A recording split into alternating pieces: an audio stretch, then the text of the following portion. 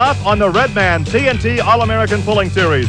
These tractors generate tire speed of over 100 miles per hour, churning up the red Georgia clay as they strain for a full pull. Today we're in Atlanta for indoor tractor pulling at the Omni. Hi, I'm Gary Lee alongside Rich Hooser. And Rich, for those of us that live in the city, this is probably as close as we ever get to a tractor. That's true, Gary, but one thing, these tractors here are very similar to what the tractors were like when the sport began many years ago. But now there are a few differences. This has one engine. What we're going to see here tonight has multiple engines and a lot more horsepower than what we're on right now. And speaking of horsepower, indoors horsepower can be a problem. That's true, Gary. A lot of these guys are going to be running 4 and 5 engines on these tractors. But you might see a couple of them cutting down the horsepower and only running maybe 3 or 4 engines. Because when you're on an indoor track, you don't need a lot of horsepower to get hooked up to make a good pull. Maybe we could take these and supplement the income by cutting some grass. Yeah, I could use a few extra bucks doing that.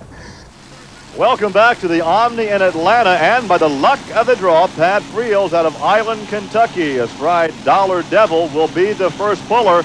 But the first run down this Georgia clay will be a test pull. That's true, Gary. Now, the test pull is always the first pull in each class. Now, the reason for this is if Ron Hickson, the operator of the sled, feels that he's got too much weight or not enough weight in that sled, he will make the changes after this run. And then if he does change it, that's fine. They start back over again. But if Pat Friels, if they keep it the way it is and he thinks he's got a good run, he can either keep it or drop down in the field.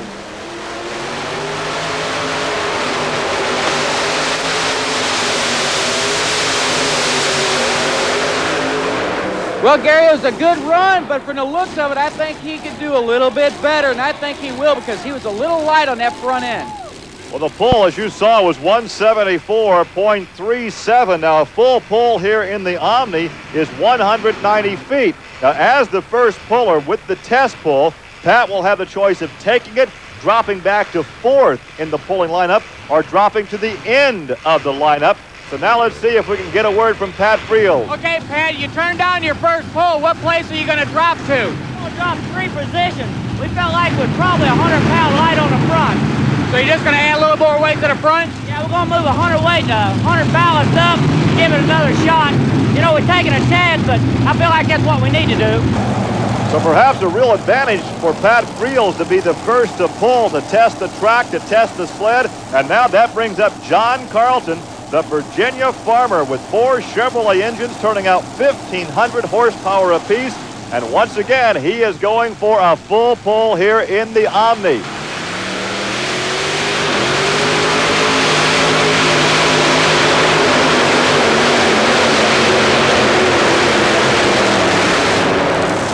Well, not a very good ride for John. Obviously, he cannot be too happy with 154.40, and he looked like he had some major engine problems there. He did, Gary. His second engine on the front of that tractor, getting a little bit too much blow by. He might have had some problems with it. I'm not really sure. It was still running, so we're going to have to wait and find out. I think it did hurt him.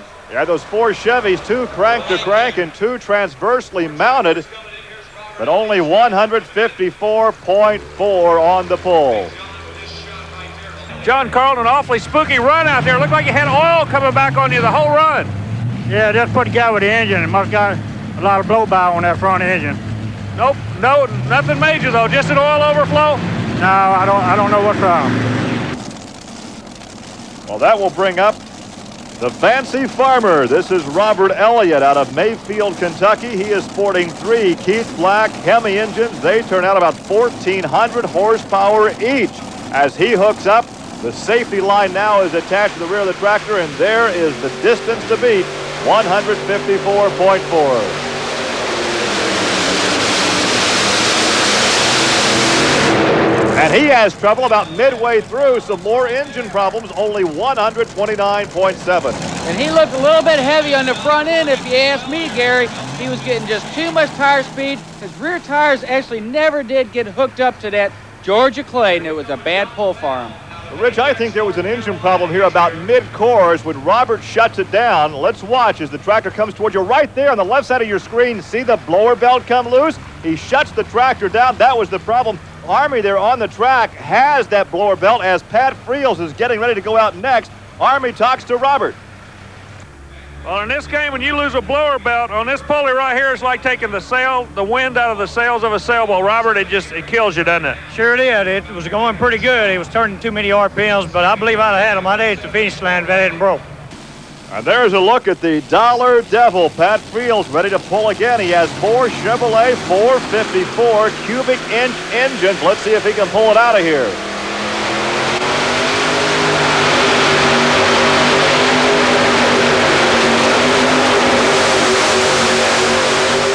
And Pat does exactly that, a full pull. Yeah, Gary, he did just what he had to do. Like when I talked to him earlier, he said he was going to move 100 pounds from the rear of the tractor up to the front of the tractor, and that gave him that extra 20 feet that he needed to get to full pull. Boy, this looks like a mad bull snorting at you. He did a great job. The Dollar Devil out of the state of Kentucky, and now he is the man to beat. Pat Friels with the full pull. And he hopes nobody else is going to get a full pull, Gary, because if they do, he's going to have to come back again in the pull-off. And I tell you, if you run these tractors 3 times in one night, that's a lot of work on them, and it really puts a strain on them engines. Wow, what a run, Pat. Yeah, Army, we felt the first run with considerably light. We could feel the tractor unload and come down the track. Front end would get behind it, we'd lose drawbar. The tractor would unhook and come back and hook. I felt the 100 pounds on the front would settle the tractor down, and justifiably it did. John Powell coming up next in the Powell pulling tractor with 3 Keith Black 557 cubic inch engine. Of course, the distance to beat is that full pull.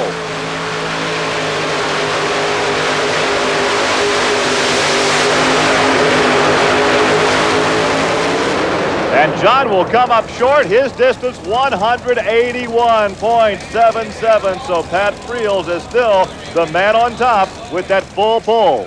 And Gary, looked like he had a good pull to start with there, but watch as he comes down the track. He started way over on that right-hand side. His front end's up in the air good, but he's drifting over to the left, and that causes him to put a little brake on it with the right-hand brake to get it over towards the middle of the track.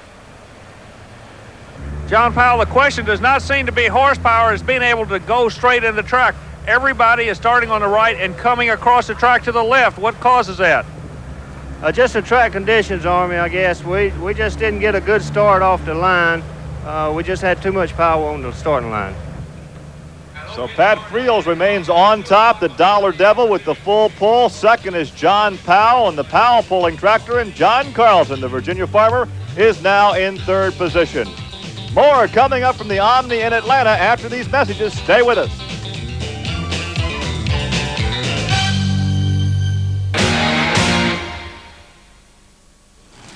As the competition continues here in the Omni in Atlanta, we are ready for Mission Impossible. This is Tim Engler out of Princeton, Indiana, the southern part of the Hoosier State. Realistically, Tim competes against some of his own creations. Yeah, that's true, Gary. Now, Tim Engler builds a lot of the chassis you see out here competing this evening. And, of course, now he's going up against a full pull, so he's going to make sure that his equipment is going to make it down to the end of the track.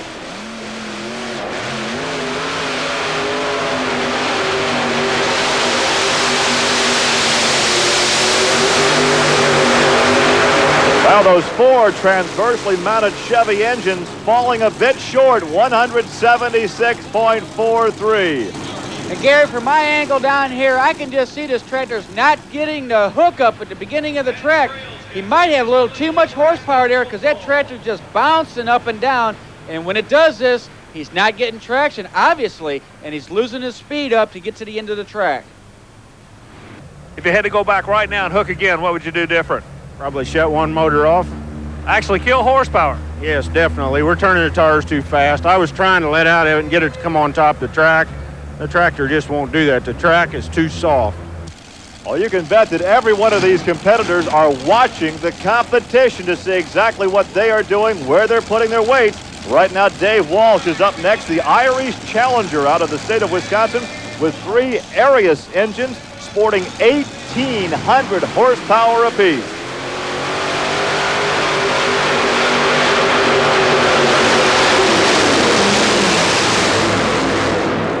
Well, Gary, I can tell you what happened right now. He lost one of his engines, and of course, the way his engines are hooked together, They're crank to a cross box back in the rear. If he shuts one engine off or if he loses power to one, he's going to have to shut them all down because it just brings all the power. And you see the smoke coming out of that right front engine. That's where he lost it. Well, Rich, what he lost was the coil wire, and that shut everything down. We have seen a lot of mechanical gremlins here in the Omni today. Well, now we see the Kodiak Bear in from New Haven, Indiana. This is Jim Brockman. He is sporting 3 Arius engines with 604 cubic inches per, and they turn out about 1,200 horsepower apiece. Once again, shooting for the full pull.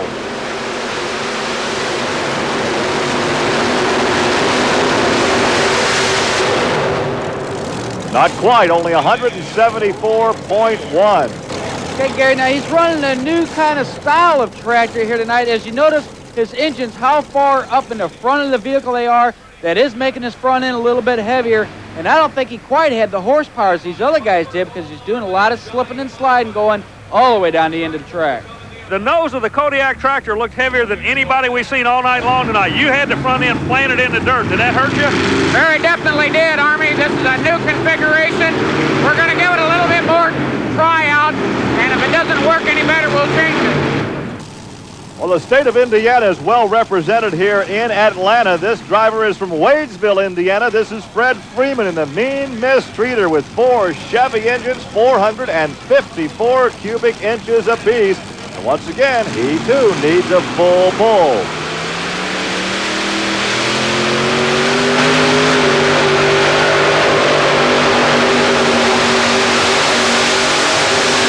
He may have it. He may have it. Did he do it? Oh, no! 189.49, a half foot short. Gary, he had an excellent run from the very beginning. That's fast Freddie Freeman. He always does a good job. He knows what to do. But look, he's got to ride his right brake just a little bit here because he keeps veering to the left, and you don't want to go out of bounds, and that probably cost him that extra half a foot he needed. Freeman, 51/100ths of a foot. Man, how close can you get? I don't know. I sure don't know what I could have did any difference on that run other than maybe I'd like to trade positions with Rios and pulled real early in the class. Is your tractor a whole lot like his, the way it's set up? They're almost identical as far as weight on the front end and the back end, and the only difference, he has newer tires than I do. That's the only big difference right now. And those newer tires may be the difference right now. Pat Frios with a full pull. Fred Freeman moves to second with the near full pull. John Powell is still third. Here in the Omni, we still have 3 drivers to take a shot at that full pull turned in earlier by Pat Frios and the Dollar Devil. And this one is Mike Piper in Just Add Dirt, the tractor out of Mount Vernon, Illinois. He has 3 Arius engines turning out 1,600 horsepower apiece. And once again, he has to have a full pull if he intends to remain in competition here today in Atlanta.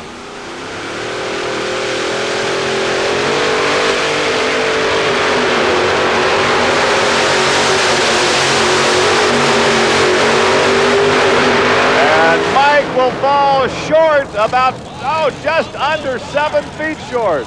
Gary, he couldn't have done anything better than what he did. He had a perfect start. As you can see, the tires are just kicking up the dirt up against the pan, and when he gets down farther, the front end comes up, and he really starts digging into that Georgia clay, kicking the dirt up in the air. That shows he's got a good hook, but boy, he's just a little bit short of the full pull. Mike, a 183 puts you in that number 3 spot, but you did something nobody else could do. You did actually go to the right side of the track. Are the guys behind you going to pick up your secret? Well, I don't know. It really wasn't an intentional thing to do. It kind of led me that way. I countered my weight on that side on account of the torque of the frame. Kind of over-countered it a little bit. I kind of wanted to come left, but she just kind of led me to the right, and I let her have her head. Waited on a little bit too long. I babied it a little bit, and I probably could have poured the power to it earlier. And here is Paul Norman, the driver of the tractor they call the War Wagon out of Charlotte, North Carolina. Once again, utilizing 3 Arius engines, about 1,700 horsepower apiece. And the man in the black hat will need a full pull here in the Omni.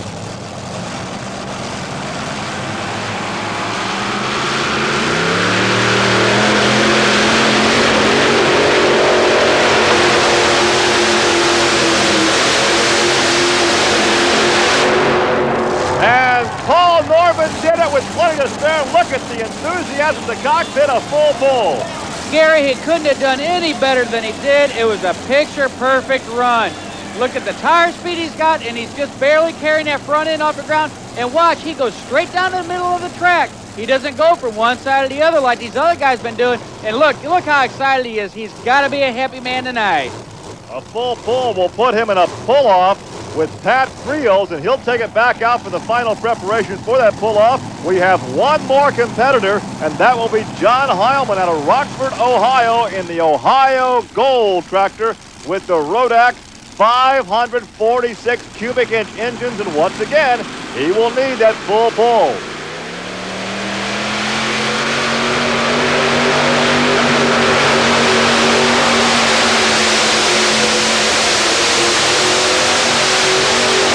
John Heilemann will not get the full pull. The Ohio Gold turning in 175.62.